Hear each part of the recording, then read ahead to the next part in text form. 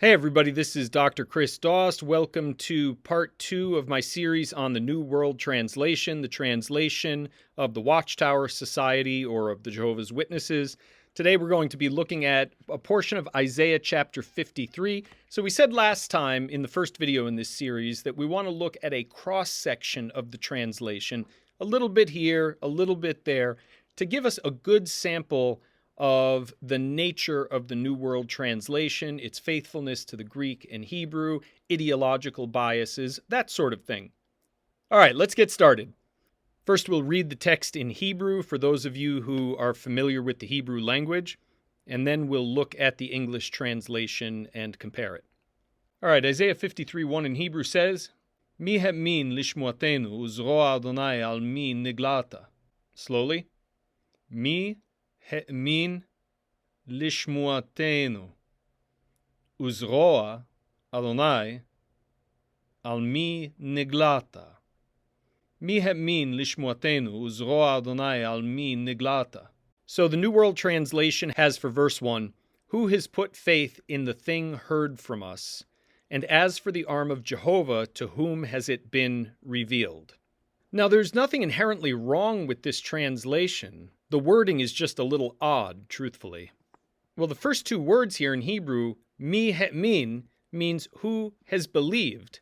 So I don't know why they would translate it with who has put faith in, because the word believe means to have faith or confidence or trust in something. And so the New World Translation sounds a little more pious, but it's really quite unnecessary. It's really an unnecessary deviation. And then lishmotenu just means, our report. Who has believed our report? And again, the New World Translation renders our report with the thing heard from us, which is a very verbose translation, and I really just don't understand the point of that. As for the arm of Jehovah, which in Hebrew is uzro Adonai, and we said that there is no word Jehovah. What we have here is Yud He Vav He in Hebrew, Yud He Vav He, which historically is really Yud He Wow He, which would be represented in English as YHWH, with the vowels, and that would have been pronounced Yahweh, but it's given the vowels here by the medieval Masoretes, the medieval scribes, the vowels of the Aramaic word Shema, which means the name. And so that is a substitution that's still used today in Judaism for God's name. So if you've heard the expression Baruch Hashem, literally it means blessed is the name, but it's a way of saying blessed be God or really praise be to God. And so we have the consonants here for Yahweh, God's name, and the vowels for Shema, the Aramaic word meaning the name. So it's very clear, and I don't think I need to address this again in any other videos, God's name is not Jehovah.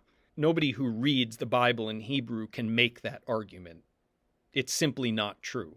But leaving that one alone, and it's really not a big deal because Christians of all stripes have mispronounced God's name for ages. This didn't originate with the Jehovah's Witnesses. In the King James Bible, we have Jehovah and all sorts of compound names involving Jehovah. And so the King James is just as wrong as the New World Translation is. Now the wording, and as for the arm of Jehovah, is actually incorrect once again. They are translating this as a casus pendens, a hanging case. These words as for, there are times where we have to supply the words as for in translation, but this is not one of them. Now it seems that the translators of the New World Translation have actually misunderstood the Hebrew. Here the word zroa, which is actually the subject of the sentence, it means arm. In form, it looks masculine. As with Spanish and Arabic, Hebrew nouns have gender. They're either masculine or feminine. And the word zeroah in Hebrew is a feminine word. For reasons that are too technical for this video, it is so obvious that the translators have mistook this word for a feminine word, and they have incorrectly interpreted the letter he the last letter in the word niglata. And so this is an error in translation here. It doesn't materially change the meaning of the text, but it's still wrong. Now in verse 2 it says, he will come up like a twig before him. Now regardless of the meaning of the word twig, which is generally rendered shoot or branch, the future tense, he will come up, is incorrect once again. And it seems here that the New World Translation is just following the incorrect King James. The King James has, for he shall grow up before him as a tender plant. Okay? You'll notice that the newer translations, for he grew up before him, past tense, for he grew up in the NRSV there. So, ESV on the left, NRSV on the right. They correctly have it in the past tense. And so when we look at the Hebrew, let's bring verse 2 up. Oh, there it is. Okay, we have vaya'al. Vaya'al. This is a vav consecutive. It is very clearly in the past tense. Isaiah 53 is not predicting the future. It's talking about the past, and it's right there in the Hebrew. This is not a future tense verb. So it's talking about somebody prior to the writing of this text, not subsequent to the writing of this text. The King James gets it wrong, the New World Translation gets it wrong, but the modern translations get it right. Goes on to say, no stately form does he have, nor any splendor, and when we see him, his appearance does not draw us to him. Now here, and when we see him, should be translated modally, so that we should look at him. And the following verb, v'nechmedehu, should be so that we desired him, so that we should have desired him, so that we should have looked at him. Now verse 3 has, he was despised and was avoided by men, a man who was meant for pains and was familiar with sickness. It was as if his face were hidden from us. He was despised, and we held him as of no account. All in all, an okay translation. The thing that I want to focus on here is the phrase, a man who was meant for pains. This is very awkward English. The phrase under consideration here, ish machovot.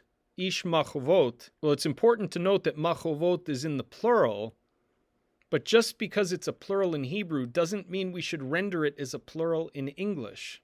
There are plenty of times where one language will render a concept in the singular where another will render it in the plural, and vice versa. Anybody who speaks Spanish or Arabic or Hebrew understands this. So this reveals a real naivety on the part of the translators. Frankly, it looks as if they've used their interlinear Bible, having only a superficial knowledge of Hebrew, and have tried to render things both creatively and literally. But it just produces a poor translation, in my opinion. I'd like to direct you to my website, learnbiblicallanguages.com, where you can view libraries of Hebrew, Greek, Aramaic, and other videos. To do a free 14-day trial or to subscribe to one of the libraries, just click on the appropriate library, either Hebrew, Greek, Aramaic, or you can select more. And so if you want to check out the Bible Translations library, you just click on that. It will bring you to the page and you can click subscribe. It will ask you to sign in to the website, and if you haven't already, you can just sign in with Google or with Facebook, and then just click subscribe, and it will offer you various pricing plans. A subscription to one library costs $5 a month, and it comes with a free 14-day trial, but a subscription to all of my biblical languages and translation libraries costs only $10 a month, and it also comes with a 14-day trial. Hope to see you on the site.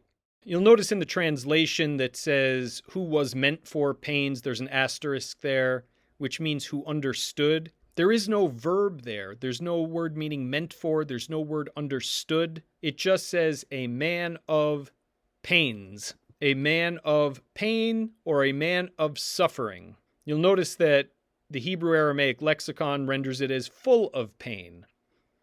That's a dynamic translation. It's a fine translation. You could go either way with that. But the New World Translation tries to make more out of this than it really is. So by now, I think I've shown that there are some deficiencies in the translation itself, but it's very important that when we criticize one work, that we subject all other similar works to the same criticism, and I could just as easily point out flaws in any other translation. And so the goal of this video is not to throw the New World Translation under the bus. It is simply to identify what it is and what it is not. Nothing more, nothing less. Now, at this point, I want to shift gears, and instead of talking about the faithfulness to the Hebrew or the lack thereof, I want to talk about some of the study notes that are in the Bible. And it's interesting here that in verse 3, in the last line, it says, "He was despised, and we held him as of no account."